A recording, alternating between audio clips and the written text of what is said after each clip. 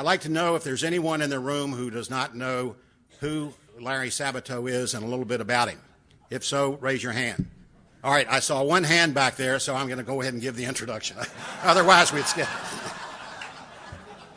I first became aware of Larry. I had just graduated from high school, from law school, a few years before in 1969, and Larry entered the university. By my calculation, it was about 1970. Was that about right? It was with the first class of women. It was also the year of the riots when hundreds and hundreds of students were rounded up, arrested, put in a Mayflower van line, kept there for 4 or 5 hours, and it led to some, obviously, constitutional law challenges and all the rest because of all of the opposition to the Vietnam War and then the opposition to the opposition and back and forth. And even alumni groups split right down the middle. That went on for some time. Larry, as he became an upperclassman, was, throughout his scholastic career, he was very active in school politics and school events. But I recall that he was president of the student council there probably his last year, and his picture used to be published fairly frequently in certainly in the Cavalier Daily, but also in the Daily Progress. By this time I was a Gownie, also on wanted posters and things like that. So it was pretty obvious that Larry was a gadfly, somewhat of a gadfly, even then. What wasn't so obvious was that he would make a professional career of it and do quite well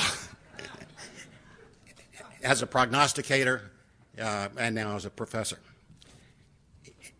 Politics is a good thing, so Larry says, and that's his slogan. In July of 2008, he correctly projected that Barack Obama would win the presidency in a near landslide. He predicted a 364 to 174 margin in the Electoral College, just one vote away from the final tally of 365-173. And he also forecast President Obama's exact 53% popular vote margin. That's pretty accurate. But he makes a career of being accurate.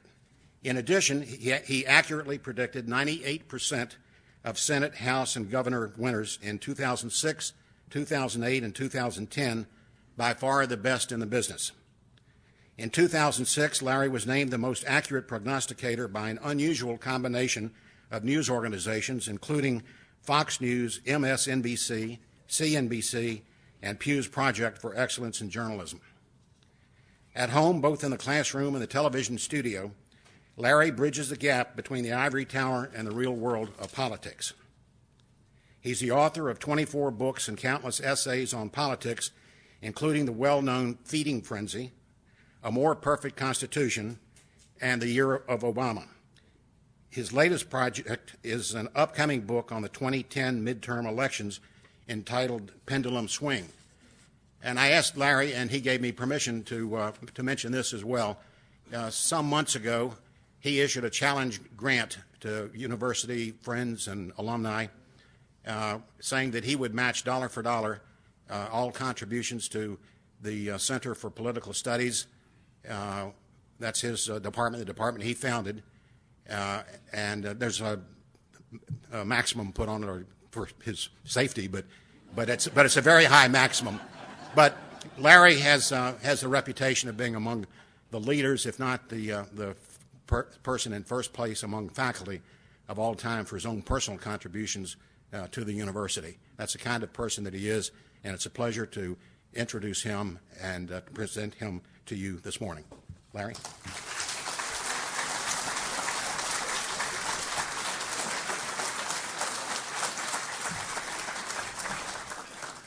Jim, thank you very, very much. I appreciate that. And now that you opened up the subject of gifts to the Center for Politics, now I understand that all of you have just accepted this pin from the Center for Politics.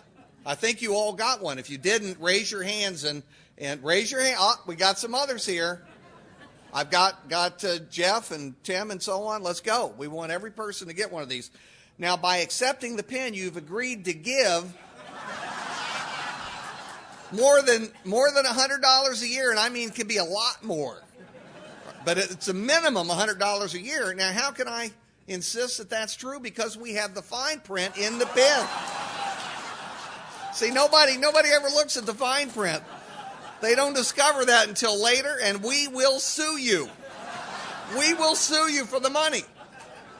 I've got former students who are collection agents, and, they go out. I'm Italian. Don't mess with me. Don't mess with me. You got a debt, you better pay it. And that's the way it works.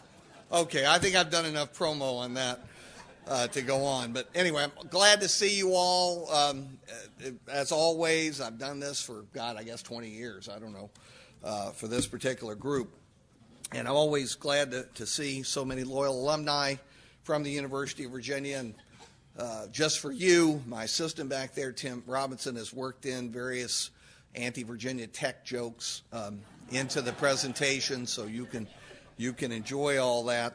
I've got a terrific staff at the Center for Politics who help me with all these predictions and do a great job. I see Jeff Skelly back there as a UVA graduate. We have a preference, obviously. It's probably illegal, but I only hire UVA graduates unless there's a compelling reason. Otherwise, Reggie Jackson is out of UVA. I saw him here. Where is Kyle Condit? He's the great exception. There's Kyle in the back.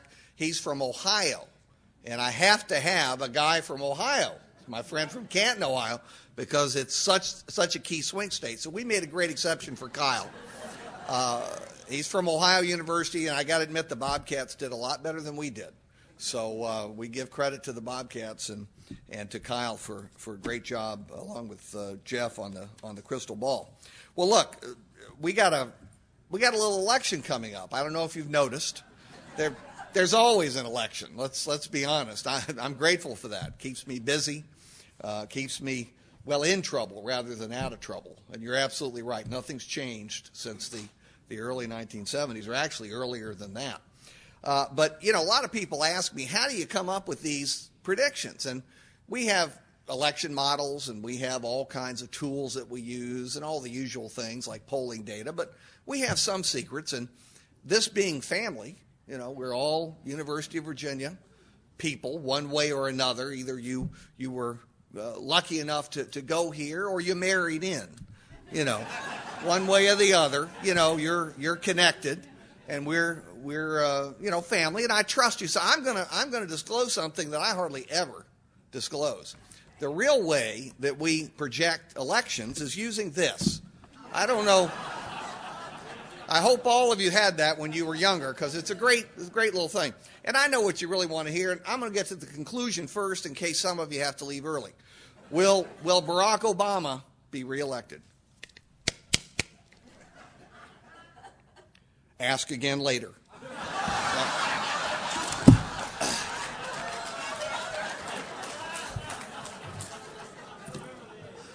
And that is the correct answer in May.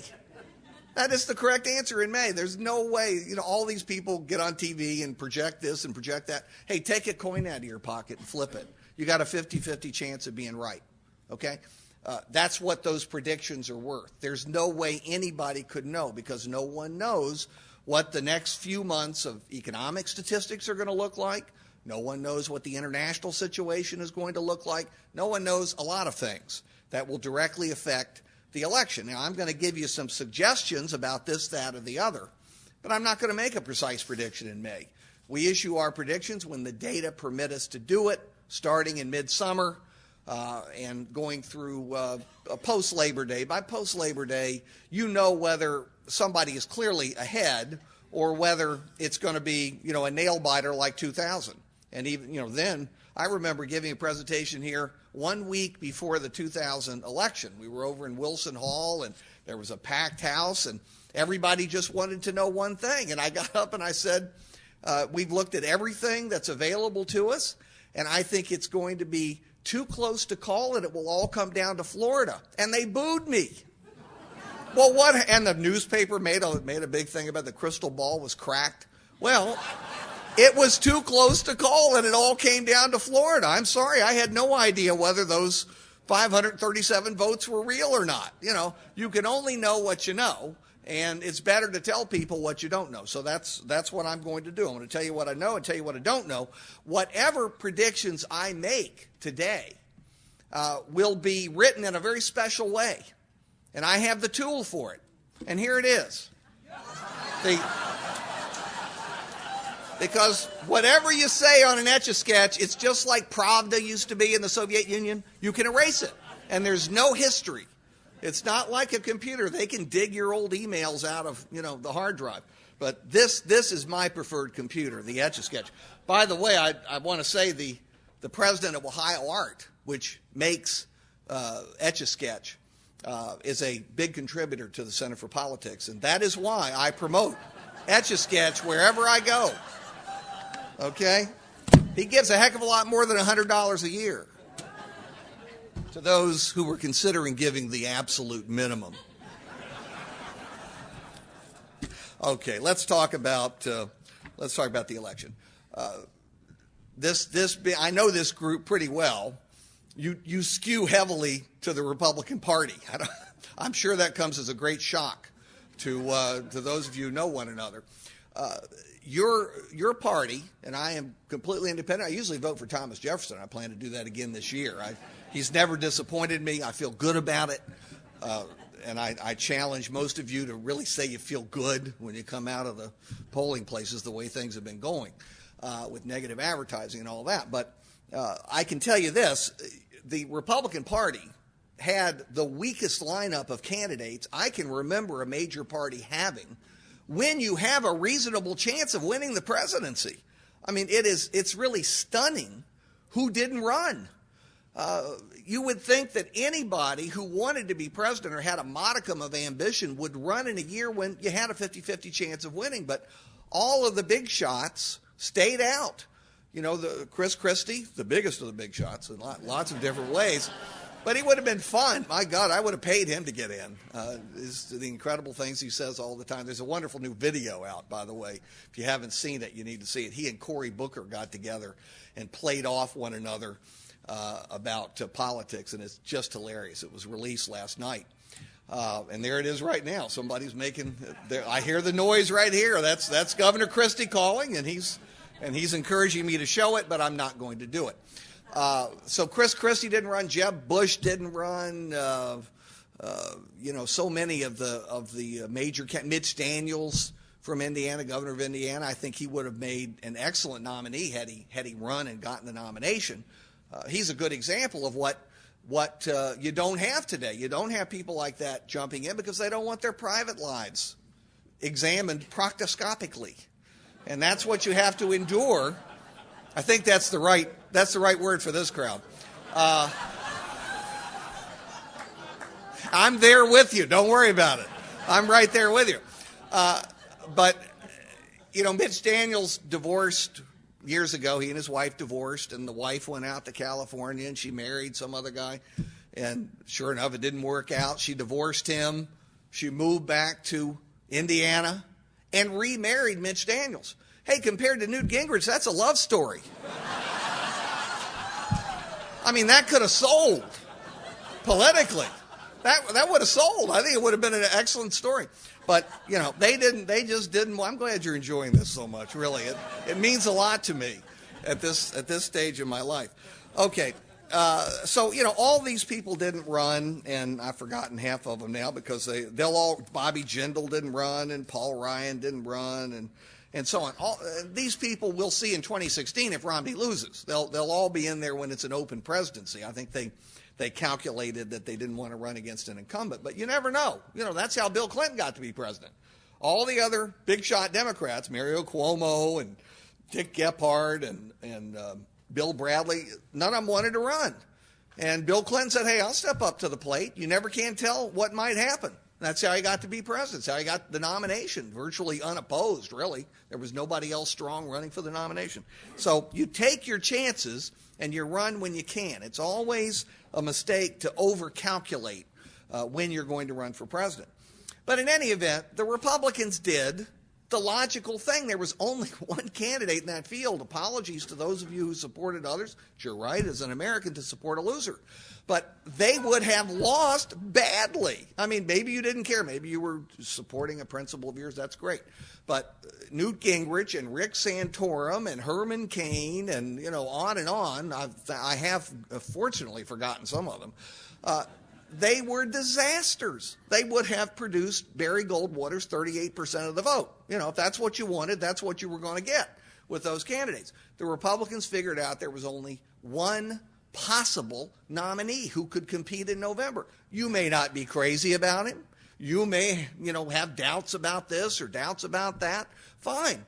But there's only one person who could raise the money, who could put the organization together, and who had the profile to compete with Barack Obama, and it was Mitt Romney. And that was perfectly obvious for months and months. We certainly said it at the Crystal Ball over and over. We gave him odds of 80+% of being the nominee. The other 20% was in case the Republicans went insane. That's all you can really say about it, because in the end, it's about winning, friends. You either win or you don't. And so you have to pick a winner to be able to do that. Now, as we line these two up, Obama and Romney, there are plenty of pluses and minuses for both of them. For Obama, obviously just being the incumbent is a big plus. Air Force One tends to attract lots of money and spectators, and a challenger can't do that flying in a regular plane. The economy, we'll have to see. One day I think it's improving enough to reelect Obama, and other days I think it's doing poorly so that Romney can win. And that's really, I've got a very econocentric sense of elections. It's mainly about the economy, except when there's an unpopular war or a mega scandal. Those are the only two things that take people off the economy. And you say, no, wait a minute, I think of plenty of elections, like 1988 when we were talking about social issues and crime and this and that and the other. Yeah, but the reason George H.W. Bush won is because there was peace and prosperity. They got Ronald Reagan's third term. It's the underlying factor that drives votes. That's the economy. The other things are sideshows, again, unless there's a very unpopular war or a mega scandal like Watergate that really drives millions of votes. So the economy, it's right there in the gray area in the middle. It's limping along. It's gradually improving. It reminds me a lot of the economy in '92 when Bush Sr. ran for re-election. It was improving, but it wasn't improving enough so that people felt it. And then it came down to the skill of the candidates and the campaign teams, and there was no contest at all. Bush was never able to sell people on the fact that there had been a recovery going for a year and a half prior to the election. He couldn't sell it. And Clinton sold the idea that things were miserable and awful and terrible, and it worked. And that's how he won in 1992. So this is going to come down partly to the skill of the candidates and their teams in selling either the idea that the economy is improving and that the next 4 years will be better than the last 4, or that nothing's really changed, that if you didn't like the last 4, then you shouldn't vote for another 4. That's the contest that exists in what is both a referendum on Barack Obama and a choice between these two candidates. Obama's going to talk a lot about bin Laden and foreign policy. Hey, he should. Presidents get credit for everything good that happens on their watch, and they get the blame for everything bad that happens on their watch. Those are the rules. Those are the rules. So it's perfectly okay. He's going to do it. Any president would do that. Now, he's got a couple of hidden advantages that people don't focus on. The first is he had no renomination challenge. In modern American history, stretching back through the 20th century, no president who has been unopposed for renomination, has had no serious opponent for renomination, has lost re-election. It's the ones who are opposed for renomination that lose. Ford opposed by Reagan, Bush opposed by Pat Buchanan, Carter opposed by Teddy Kennedy, because it divides the base, it wastes lots of money, it causes tensions, and so on. So that's a big plus. The other big plus, nobody thinks about, but it's absolutely true.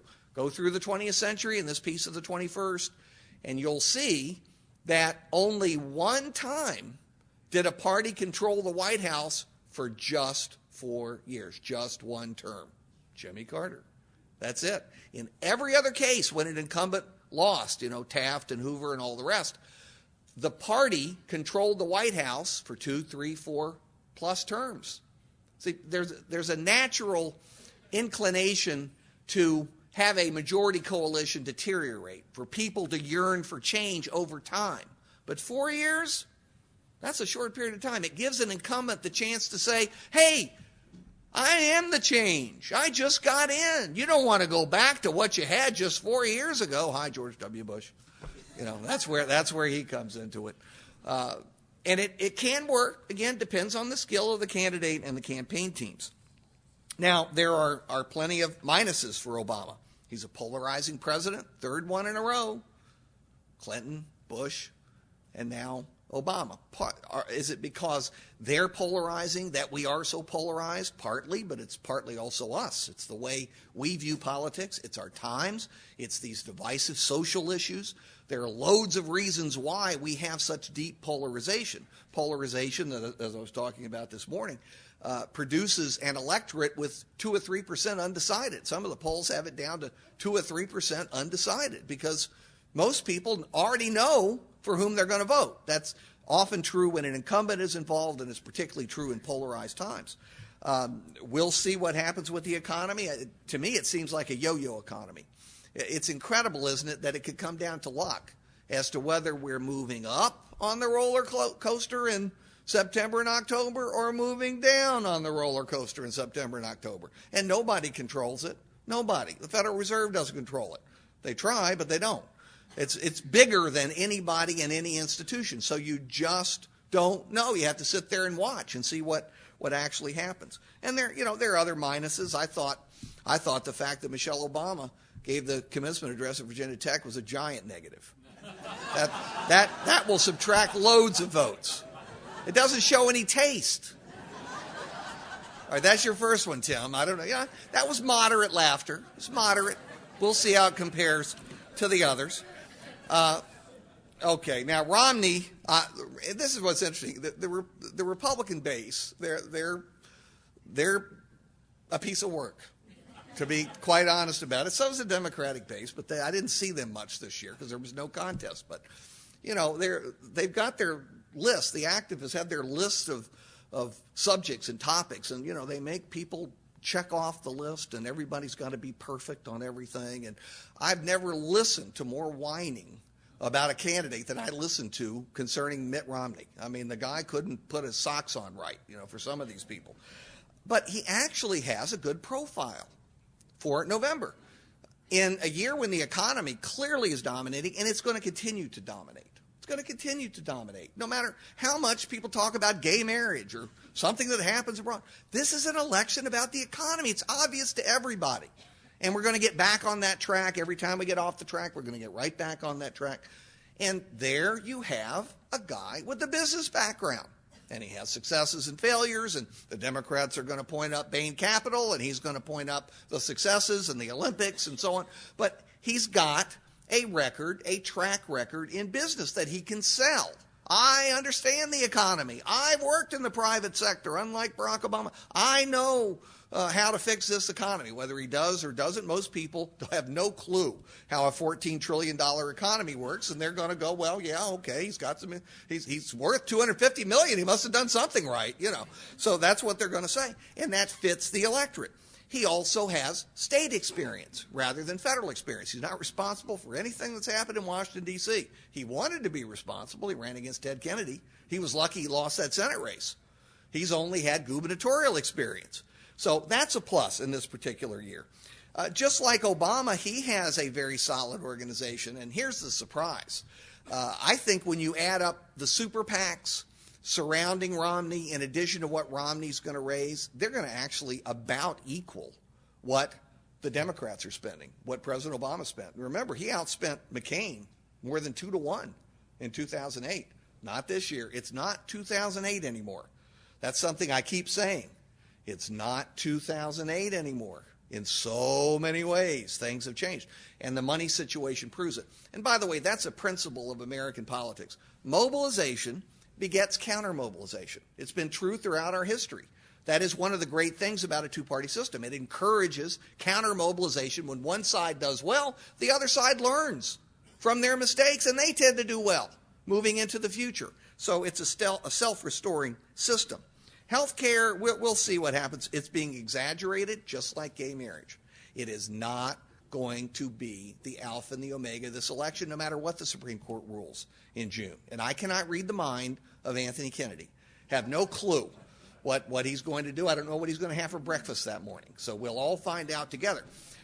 And it will enrage one side and please another, unless it's one of those classic Supreme Court muddles where it'll take the legal scholars 6 months to figure out what the heck they've said. I don't know. I don't know what they're going to say, but I do know this. The votes are already there, pro and con, on health care. It's factored into the vote that you see, the very close vote, and it is going to be a close competitive election. It's already factored in. Whatever they say, yes, there'll be a tremendous uproar for a month, okay? And then we'll move right back to the central question of the election about the economy.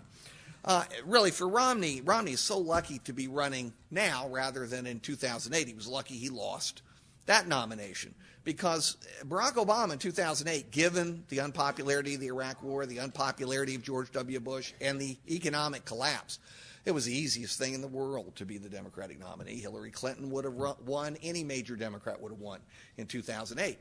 Well, things have changed. In 2008, Barack Obama was tabula rasa. He was a blank slate. Everybody wrote on the slate exactly what they wanted. Hope and change, hope and change, hope and change. Hope for what? You fill it in. What kind of change? You fill it in. And everybody said, yeah, this is good. This is going to be good. And then, you know, they didn't get what they'd hoped for. It's like being disappointed at Christmas, you know, when you were growing up. It was really upsetting, you know, when your parents probably remember those, that when you got the clothes and you expected an Etch-a-Sketch. See, every time I mention Etch-a-Sketch, the contribution goes up. So I hope you all got an Etch-a-Sketch for Christmas. But he's running now when Barack Obama's governed for 4 years. It's a totally different situation. And because Obama is polarizing, Romney's 48% is automatically created for him just because he's on the ballot. He gets the 48%.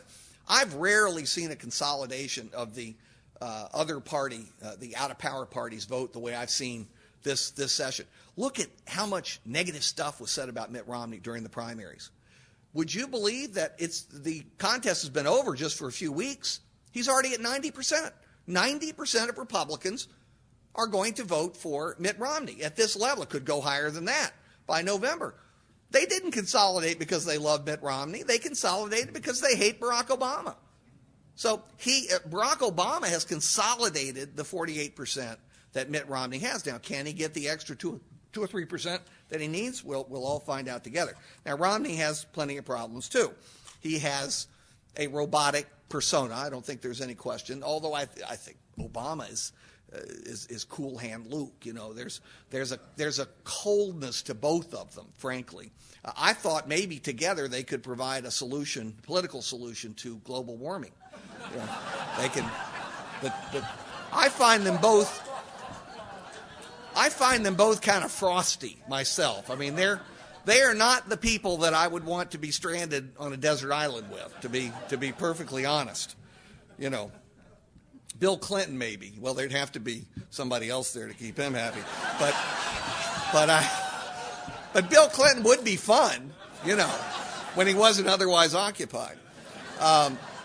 You all are just laughing. I'm hardly saying anything. You know, I didn't spell that out. Be careful when you quote me. I didn't spell that out. Now, you know, there's no question Romney's a champion flip-flopper, all right? All politicians flip-flop. They do it for a living because they read polls every day and their advisors say, no, you can't say that, you can't do that. You know, people don't like this. And so they modify what they've said and done, and they forget, you know, what they did 10 years ago and all the rest of it. And as I say, they all do it.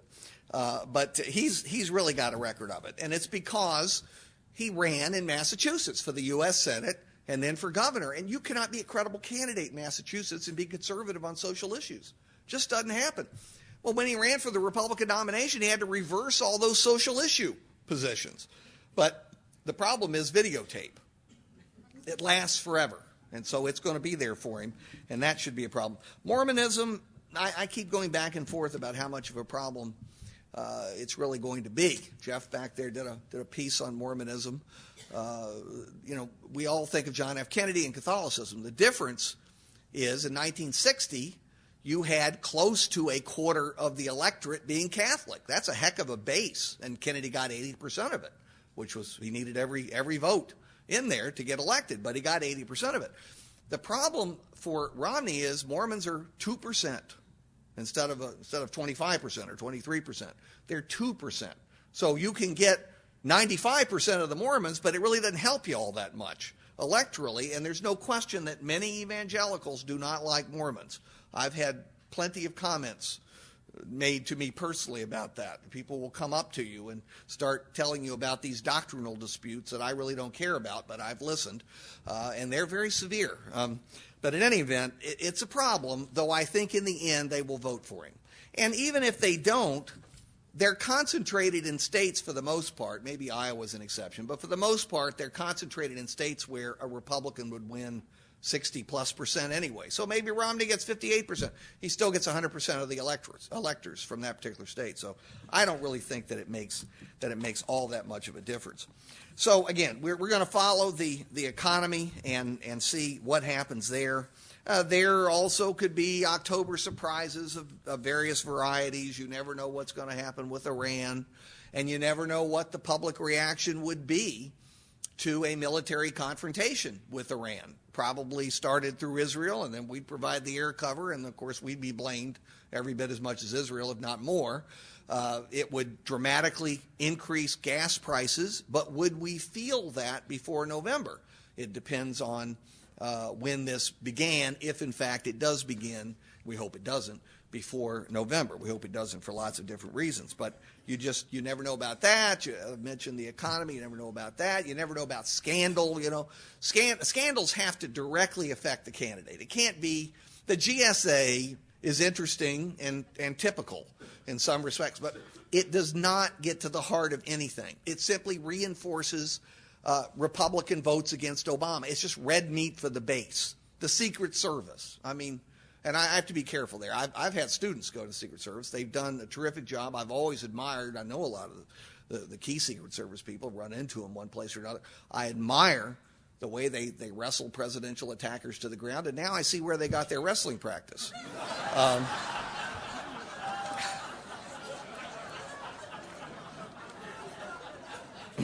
But it doesn't affect presidential politics. Nobody's going to vote against Barack Obama because of what happened in Colombia, with the prostitutes and so on. We've gotten our money's worth in a sense, all the enjoyment and the jokes out of the whole thing.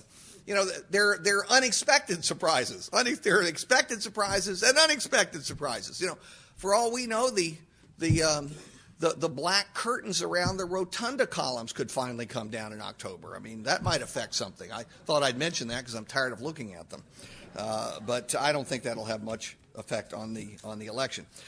It all comes down to this. Is Barack Obama the next Jimmy Carter, the most unlucky president since Herbert Hoover, at least?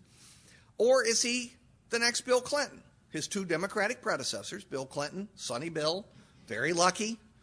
Unlike Carter, had two recessions in the second half of the term.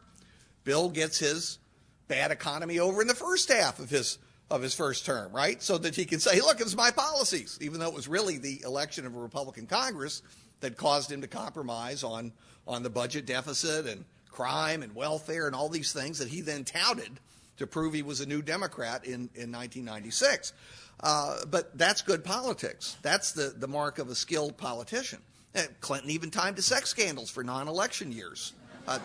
That takes skill and luck, I think, to be able to do that. And, Carter, everything went wrong. So, which is it? And, I'm not sure. I think he's right in between. I can see him going either way. There are elements of Barack Obama that remind me tremendously of Jimmy Carter.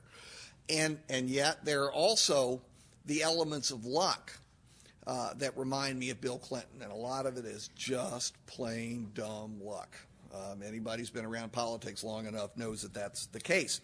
You always bet on incumbent presidents because over a period of time you will win more money than you lose. Since popular elections started in 1824, 2/3 of all the incumbent presidents who sought another term have in fact won another term.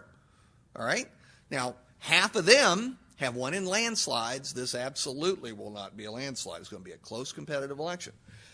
The other half have won narrow victories, like Bush in 2004, 51-47, 60,000 votes in Ohio, very close election there. But you bet on the incumbent president. Now, having said that, presidents are actually the easiest public officials to defeat. Senators have a better than 80% reelection rate. U.S. House members since World War II, 93% of them who seek another term win another term. So this is the lowest percentage for elected officials. So you figure it out from there. It's, you give an edge to an incumbent, but you don't give a very big edge. I still say it all comes down to Barack Obama's changed slogan, which was hope and change, and now is hope for a change in the economy. People have to believe the economy is truly improving and that it isn't going to be yo-yo. They aren't going to be back in the soup right after the election. People always have a suspicion, sometimes well-founded, that things are done in election campaigns, the mirrors are adjusted, and the blue smoke is pumped so that things look better than they really are. They're suspicious about that. I think as you get older, you get even more suspicious because you realize how often there are conspiracies of one sort or another. So you have to remember that about the American electorate. We all are from Missouri, in a sense. It's a show-me kind of environment in the political season. It's the only chance we have to hold them accountable. We know very well once they're in, they do what they want to do until they face election again, and second-term presidents never do. Now, briefly on Congress, and my House Senator back there, Kyle Condit, you correct me if I say anything wrong, but I won't because these are your notes. But the Republicans, 49-seat edge, meaning Democrats have to gain 25 seats, but they're not going to gain 25 seats because they actually have to gain more than that thanks to redistricting. It's probably low 30s. And it's not going to happen because you don't have that many competitive seats. Out of the 435, I'll be surprised by November if we have 60 to 70 real races. Today you'd say 80 to 90. By then it'll be 60 to 70. There will be Democratic seats in the 60 to 70. There will be Republican seats in the 60 to 70. How do you get 30, 33 additional seats out of 60 to 70 real races? And the answer is you don't. There's no way. You can gain seats. I think Democrats will add a few, probably, to their total. The Republican margin in the House will be somewhat reduced, but they aren't going to come close to getting those 25 seats. Kyle's current count on our Crystal Ball website is that the Republicans already have safe, likely, or leaning 233 House seats. 218 is a majority, so they're already over the majority. They're at 233. And the Democrats have 188, and there are 14 toss-ups. That's really sad, isn't it?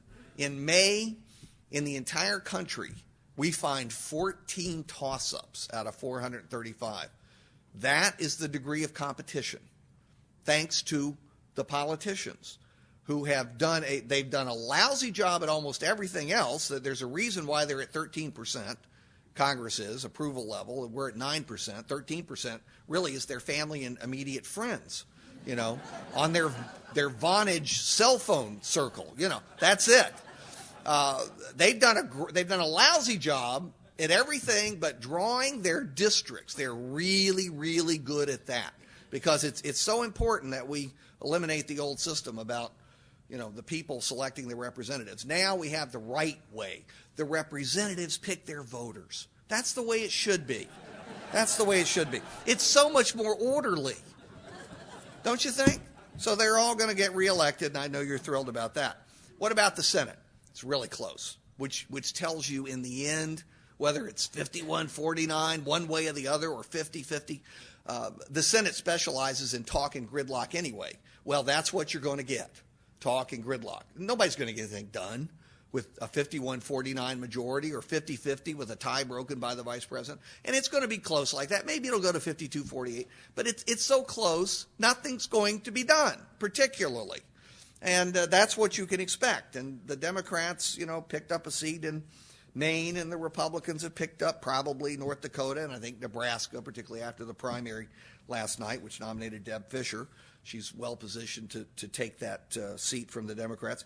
Montana, Nevada, and Missouri, and Wisconsin, and Virginia, and Massachusetts, and Florida. You can argue Ohio. You can argue them forever, but I think it's going to come down to just a seat or two one way or the other, and that is a hint of what's to come, particularly if Obama's reelected. He's going to have a Republican House and a deadlocked Senate. So he'll be a foreign policy president, relying on vetoes, appointments, and administrative and executive orders. And that's it. That's what second-term presidents frequently rely on when they have a Congress in whole or in part controlled by the opposition party. If Romney wins, I think the Republicans will get the Senate by a seat or two, 51, 52 seats. The House will be just a little under where it is now for Republicans. He'll have a short honeymoon. They'll get rid of parts of Obamacare. I don't know what the heck they'll do on taxes and the debt and everything else because it's a giant mess. I hate to think about real issues. See, I stay with politics. I don't want to talk about the $15 trillion national debt or the $25 trillion national debt we'll have in 9 years if nothing is done, because really, at our age, we don't need to worry about it. That's the way I look at it. Really, don't you think? I mean, some of you have grandkids. Look, that's their problem. You've given them a lot. You've given them a lot. You'll probably leave them something. Okay, it may go to the government, but you're going to leave them something. So relax. Everything is fine. You know I'm kidding. I don't really believe that. Vice President. Everybody wants to know about the Vice President. And so many people come up to me on the Democratic side and say, can't we get Hillary Clinton to replace the gaff machine? And I'm all for it. I think she'd make a much better vice presidential candidate, probably a much better vice president, again, if she could control Bill. Tough dog to keep on the porch. That would be...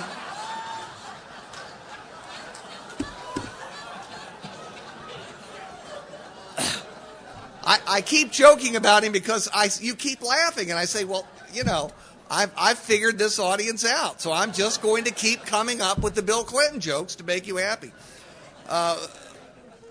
She would be a stronger candidate. Why? Because she appeals in the very places where Obama has trouble, places like Ohio and Pennsylvania, the places she carried 2-1 over him in the primaries. That's what he needs. He needs to bring back some of those white working class Democratic voters.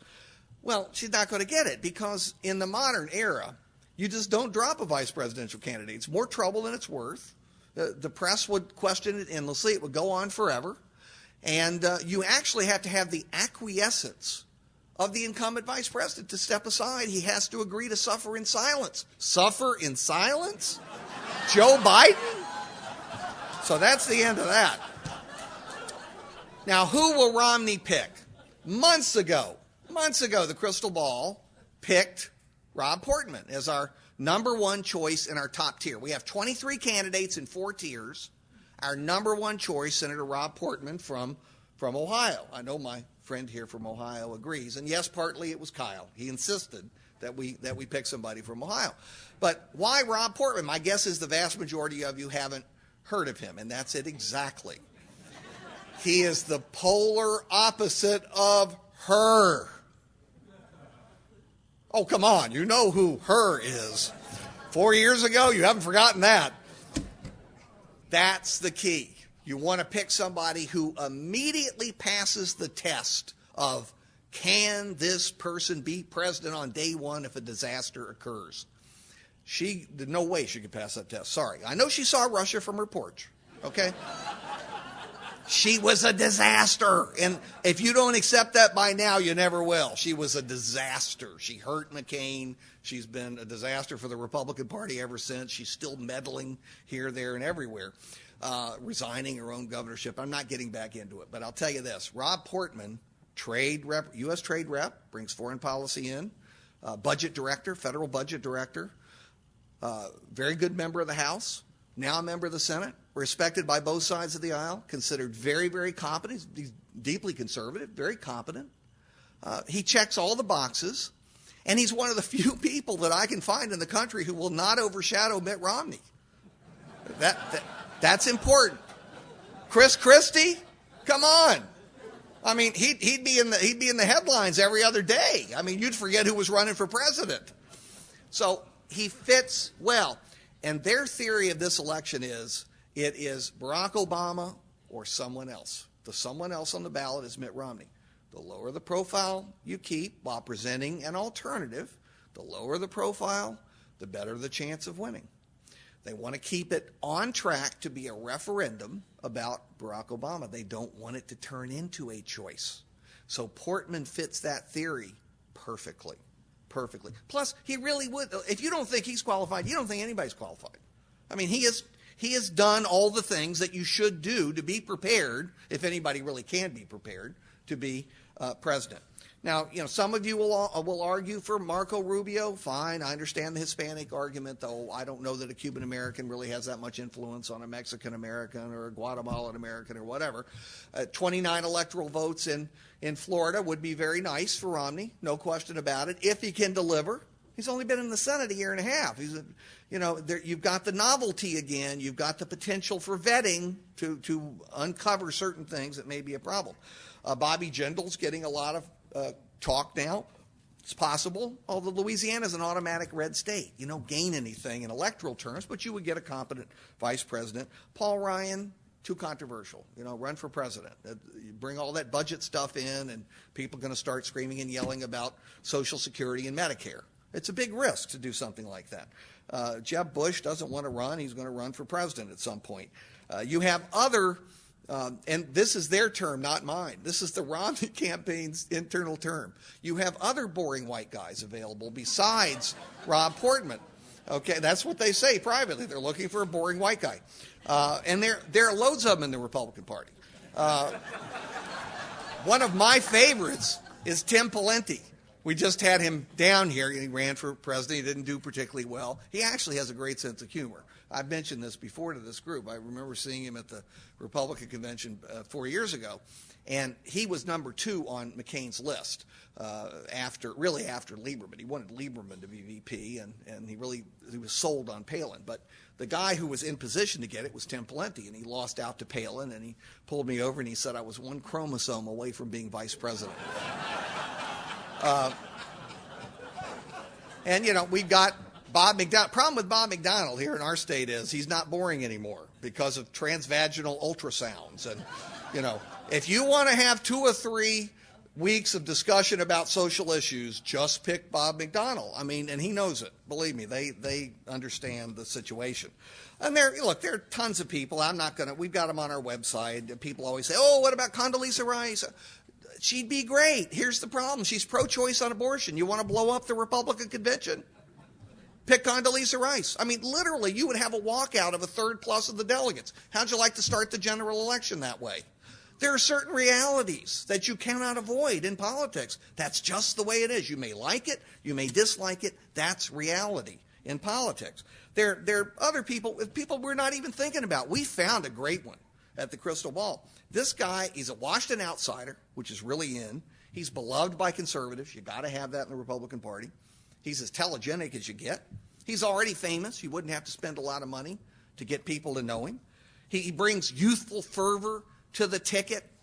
Republicans need to appeal to young people to a much greater degree than they are now, and he's from a key swing state, Florida. The problem is Tim Tebow's too young.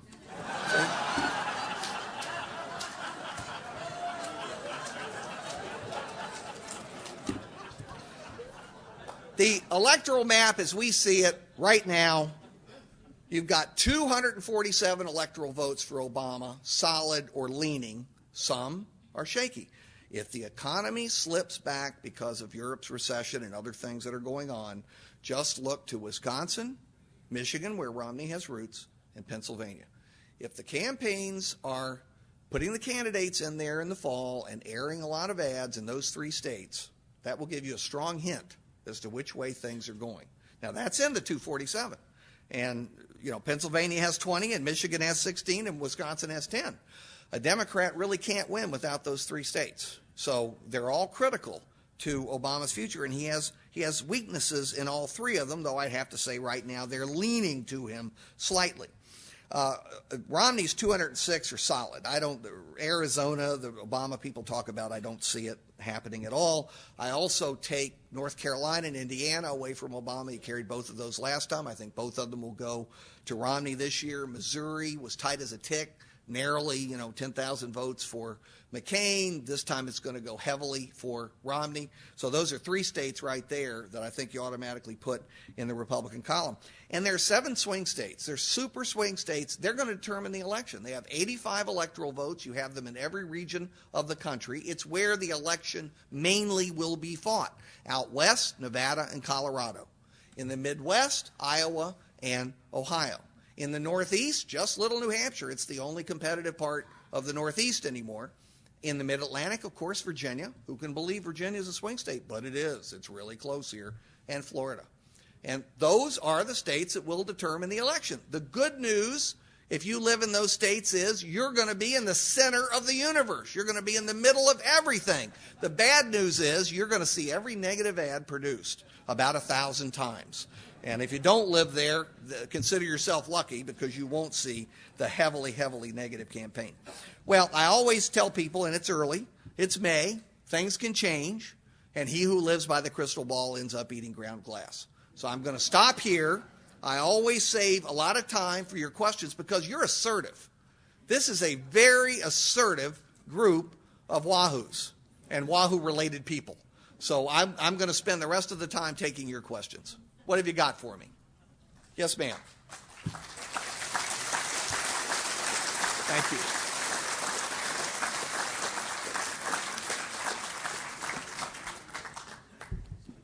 My question to you is, what would you say about is the influence or the impact of excessive negative campaigning? I was particularly appalled personally by an ad I saw. It was put on by whatever is Women for Obama, and it was so dreadful about Ann Romney that I know nothing really much about her, but I would have voted for her the next day because of this ad. So that just being an example, is there any kind of counter or resistance to that impacts the election outcome? All right. A lot of people ask about negative advertising, and it's used because it works. It really does work, and it's human nature. Now, I'm going to ask you an honest question. You may be the exception, but most of you in this room, being honest, and we have the honor system, so I know you'll be honest. Do you, when you're talking to family and friends, do you like to focus on all the good news, or do you sit around gossiping about the bad things that have happened? I won't mention any particulars, who's sleeping with whom and that kind of thing. Come on now. Now, you know very well the way conversations go. And studies of this have shown that people remember and respond to negative information much more strongly, powerfully, and for a longer period of time than they do positive information. It is human nature. So that's part of it. That's part of it. Second, you can't get rid of it because both sides do it. So who are you going to blame? You can't say, well, it's just my side that's clean. No, they're both dirty. My guess is 80 to 90% of the ads aired this year will be negative. The one study I've seen of Florida, in the Florida Republican primary, 86% of the ads aired were negative. There was only one positive ad aired. It was an ad in Spanish for Mitt Romney. That was it. It was the only positive ad aired in Florida. So there's no way to get rid of them. It does feed cynicism about politics. It feeds people's worst impressions about politics. I regret that. But I will tell you this, it does not depress turnout. In fact, there are studies that show negative advertising increases turnout because people get agitated. They're adrenaline pumps. They're even more likely to go vote. So, there are positive effects, there are negative effects, and part of it does come down to the fact that people don't like politics. They don't like politics. They don't believe politics is a good thing. They're wrong. It is a good thing. I don't say politicians are. I'd have to include too many people that I couldn't sell. But politics as an institution, as a system, as a process is a good thing. But people don't believe that. They hate politics. They hate politics. So they're inclined to believe the worst about anybody who's involved in it. So I have no hope at all for you there. None whatsoever. Now, fortunately, there are loads of new antidepressants. All right, I'm going to go back and forth. You're going to pick. You just pick somebody and give a, who's got the mic? What about the women's vote? What about the women's vote? Well, you know, women, since women are 53% of the voting eligible population, they're a very diverse group. So it's hard to overgeneralize about the women's vote. But if there's, I wish I could find somebody in the room who wanted to bet me that men and women wouldn't pick different candidates, because I would like to take that bet. The proceeds would go to the Center for Politics. Because I'm telling you, Mitt Romney will get a majority of men, and Barack Obama will get a majority of women. Now remember, you'd always want a majority, if it's the same percentage, you'd pick women, of course, because they're a majority of the electorate. You know, if you have 53% of men voting for you and the other side has 53% of women voting for them, the women's vote wins it because they're a larger vote. But it never turns out that way. We've had a gender gap, the so-called gender gap, which is two-sided. Men vote more Republican, women vote more Democratic. Since 1980, we haven't missed an election. We haven't missed a presidential. We haven't missed a midterm without a gender gap. Why? A lot of it's economic. Women tend to be poorer on the socioeconomic scale. They make less. Many of them are single mothers raising families. They are widowed. They are divorced, etc. So economics is at the heart of it, but there are other dimensions. Women tend to be more pacific than men. Men tend to, cheer the wars, and women deplore them. That is frequently the case, and you all know that from your personal lives.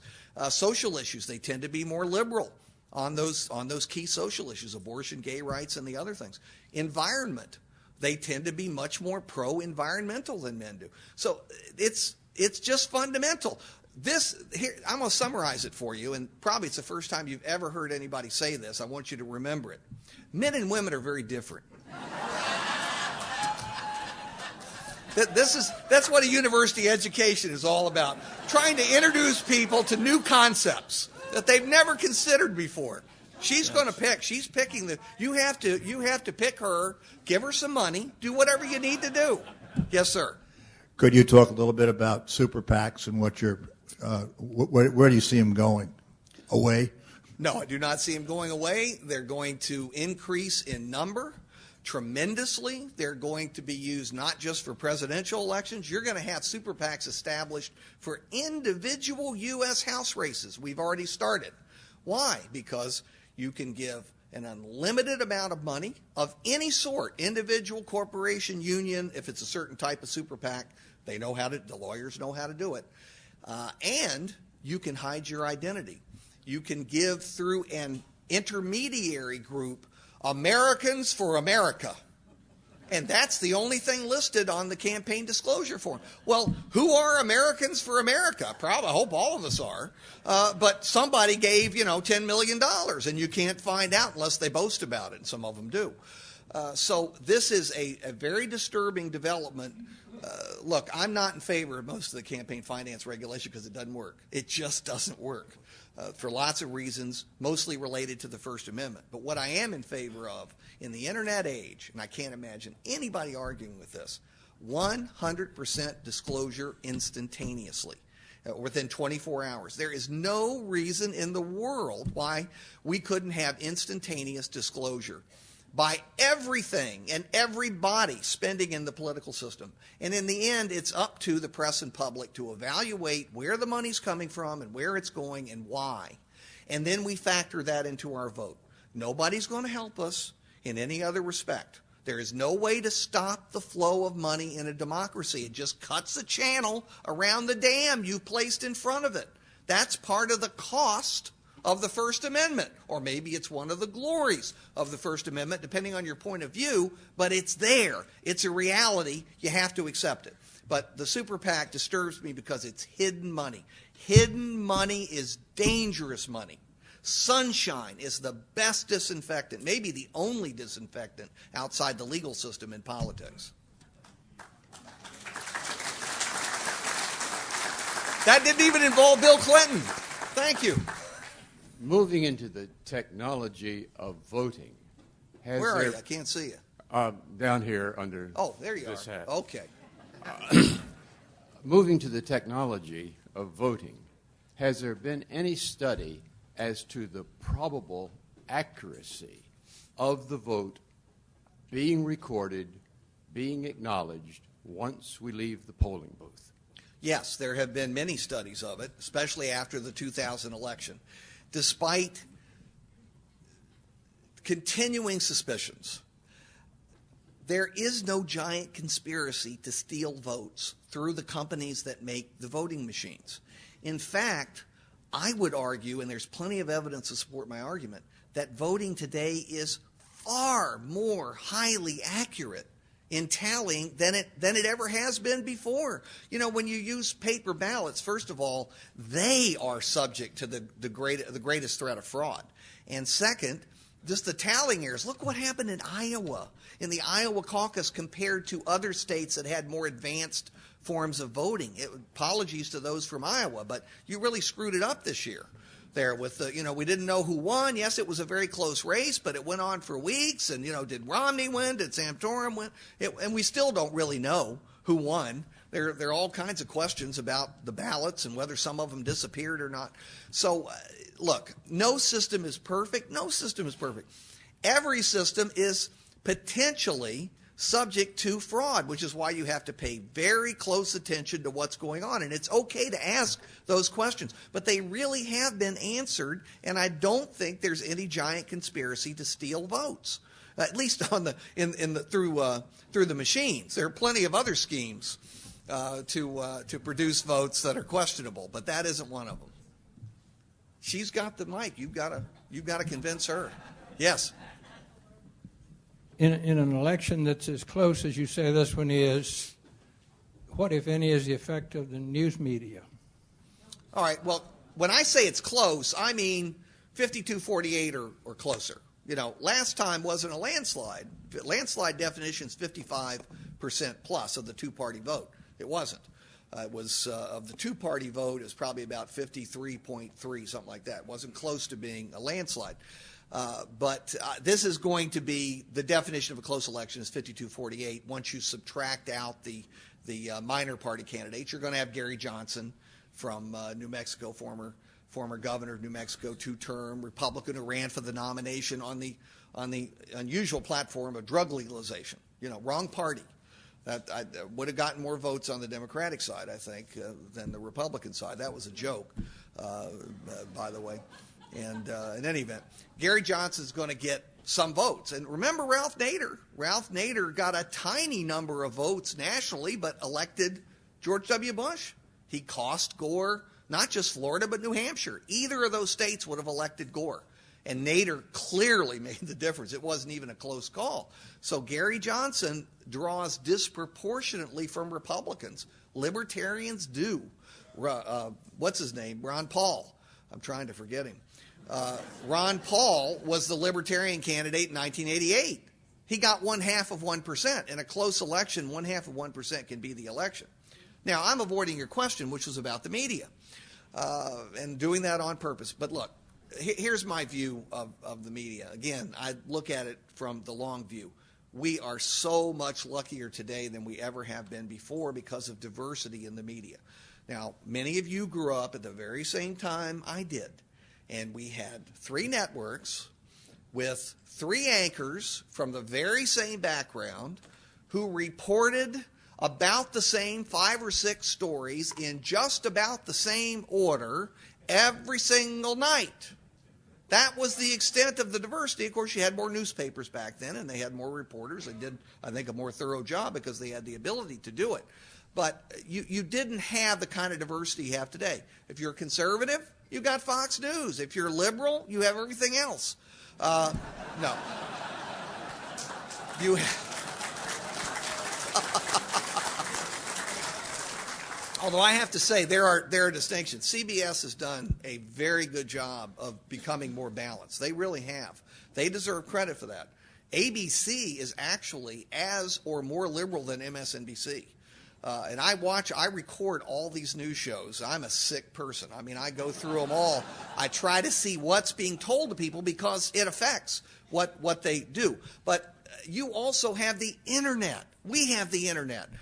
This is just glorious because everybody in this room has a different news organization. You have bookmarked 10 or 15 or 100 sites that you like, and you go to them and you collect information from them. Every single person here has a different news organization. Terrific. Terrific. So I celebrate that diversity as I do diversity in other realms. I think it's a good thing for our system, and it increases the information available to people from many different perspectives. Where is the lady going to pick? It's like, she's the Vanna White of this presentation. A lot of us feel that Congress would perhaps be much more effective if we could possibly have term limits. Do you think there's any chance of that? Well, I'm glad you asked that. I've did a book a few years ago called A More Perfect Constitution. It makes a marvelous holiday gift.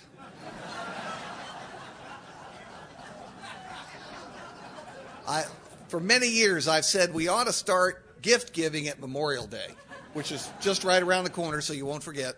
Father's Day. Fathers get sick of ties. They want to be recognized for their intellectual capacity. Give them a book like A More Perfect Constitution. But one of the I proposed 23 changes to the Constitution, and got calls from descendants of James Madison threatening my life. Literally, once on NPR, got this guy calling me up saying I'd better not ever come to his community because it'd be the last community I ever visited. And the host asked for his information, gave it to the police. Anyway, look, that was one of my 23. And I'm not in favor of strict term limits. I want to see them be fairly generous because of institutional memory. I do think that's an important element in legislatures. But I do have good news for you. It's actually going to happen, contrary to the cynicism in this room. I heard people say, no, it actually is going to happen. It's on the calendar for the 12th of never. It's right there. You look at that date. It's there. Okay? What, do you seriously think? That's like the faculty voting to abolish tenure.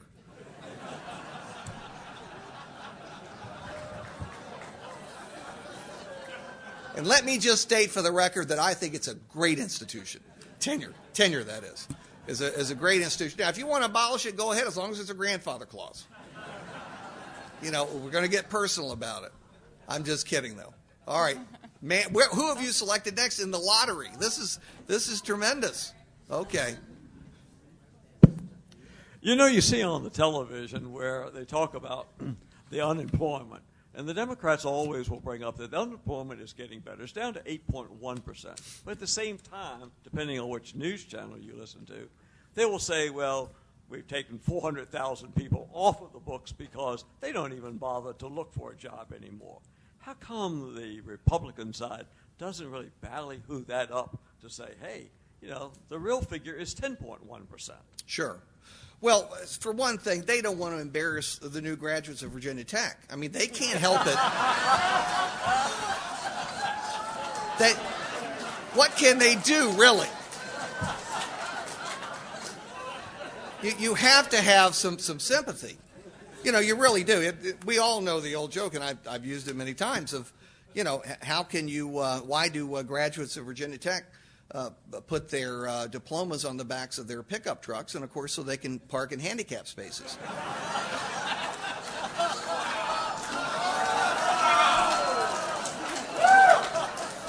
This is family. This is family. Ma'am, this proves my point about negative advertising, because other than the jokes about Bill Clinton, this is the only thing most people are going to remember from this presentation. Show you how old that was literally being passed around when I was a student in the early 1970s. So nothing has changed. And of course, I wish them all the best in other ways. And I hope they eventually crack the list of 100 best universities.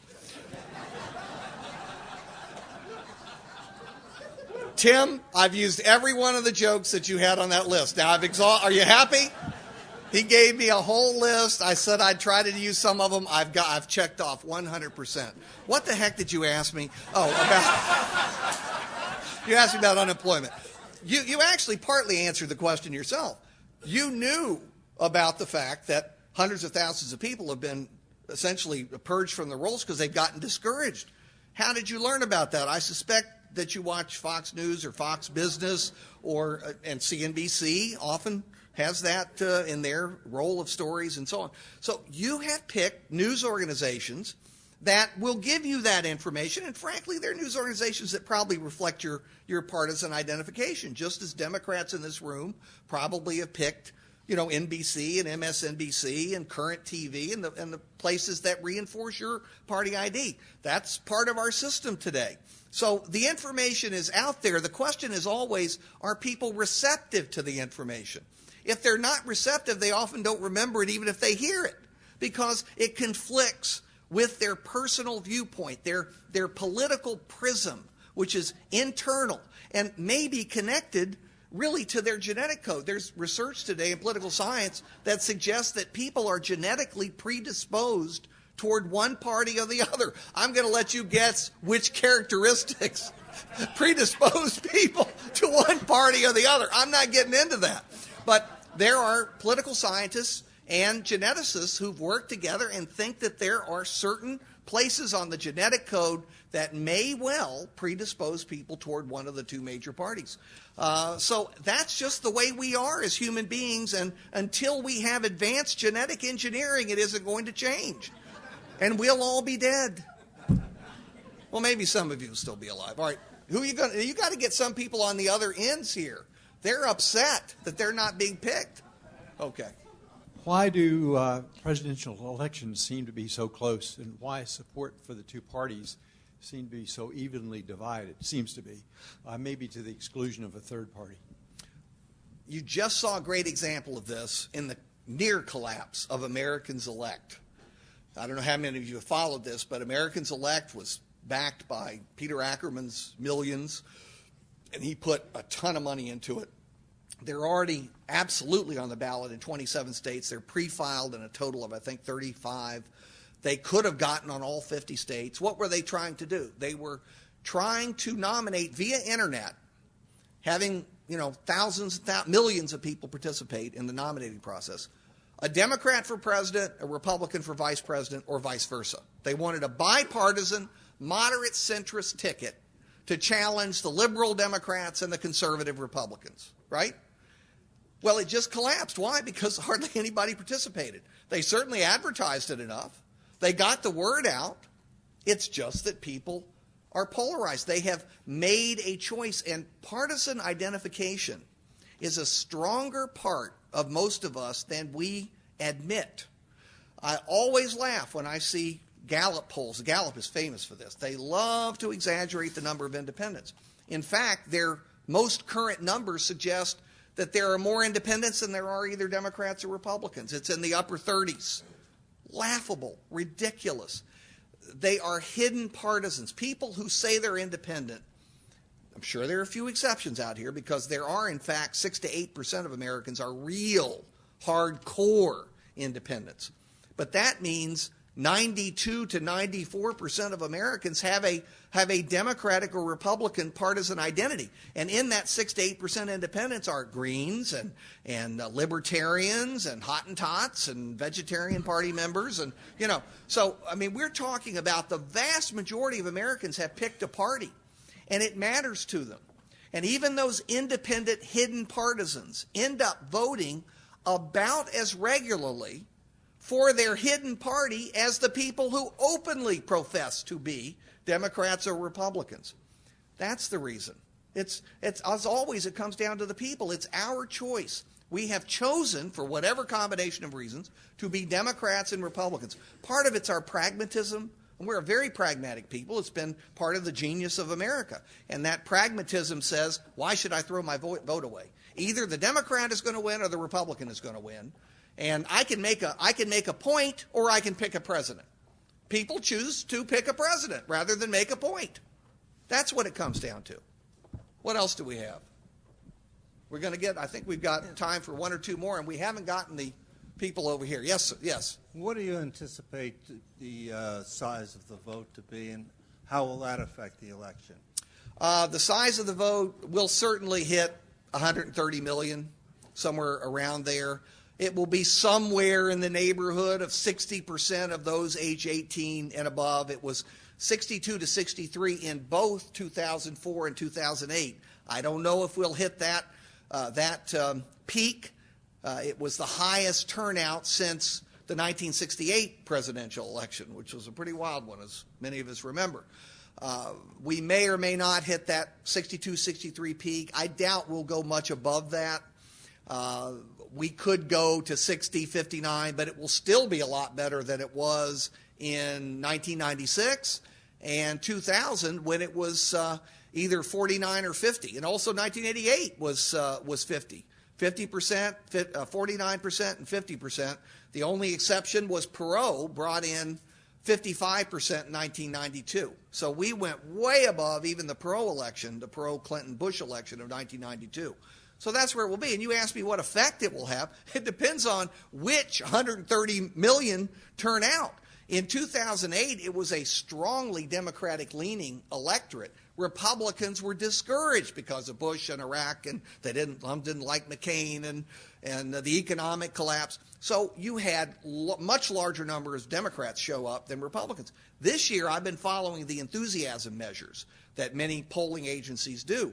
The enthusiasm's about peg equal. This year, Democrats, and that's one reason I say it's going to be a close competitive election. They're about peg equal in enthusiasm. Now, the difference is, I have to say, the Democrats are enthusiastic about Obama. The Republicans are also enthusiastic about Obama in the other direction. As I said, Romney has almost nothing to do with it. He's lucky enough to be the other name on the ballot. And luck, as I said, is such a part of life. Do we have time for, now, well, this gentleman wants to speak. I don't know. Talk for a minute, Professor, about the U.S. Senate race in Virginia. The U.S. Senate race in Virginia is very easy to summarize. It's just going to go the way of the presidential election. You're going to see this all over the country because this is a polarized race with strong partisan feelings. If Romney carries Virginia, Allen will win. If Obama carries Virginia for the second time, Kaine will win. Look, what Obama voter would vote for George Allen? Think about it. What Romney voter would vote for the former chairman of the DNC? It makes no sense. Really. Now, I realize there are some voters who make no sense, but I don't think there are that many of them. And so, in the end, it'll be a coattail race. And you're going to see that in a lot of the states that I mentioned. That I think it's going to happen in Missouri and Montana and several other states. Okay? What else?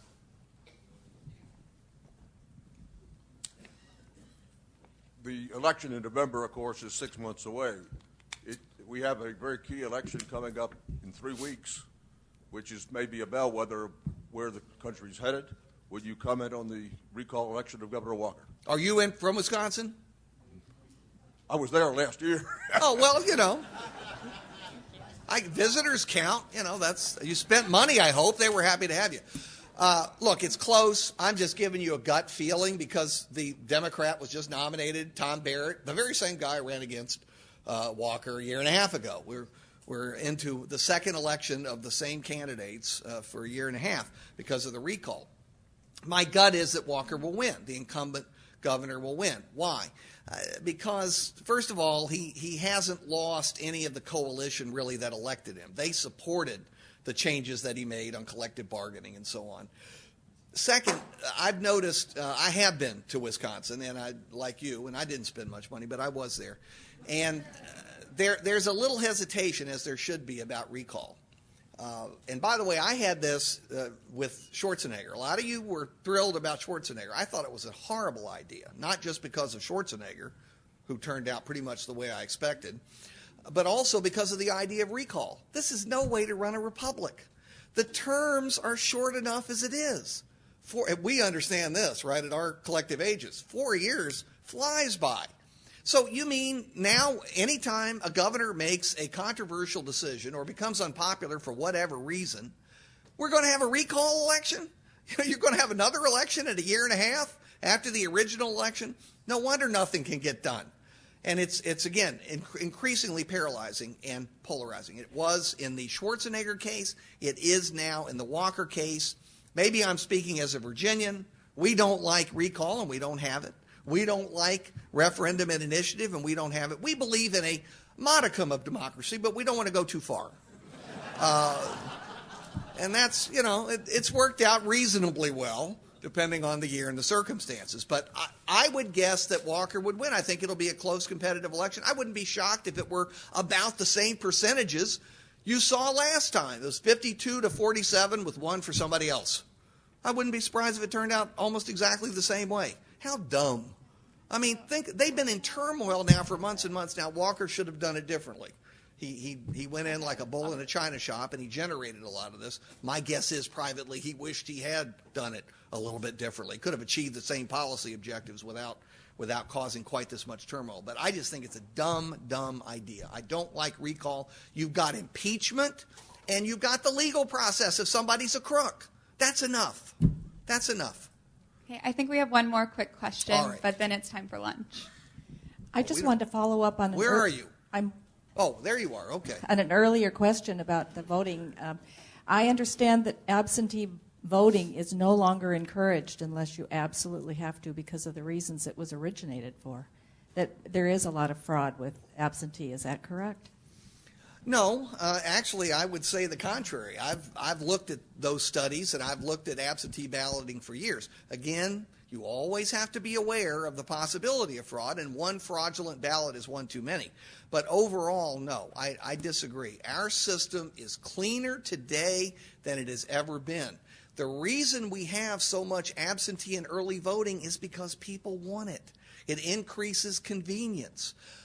It has become difficult in many urban areas to get to the polls. You spend 2 hours driving there and 2 hours back, and people have to take time out of their day.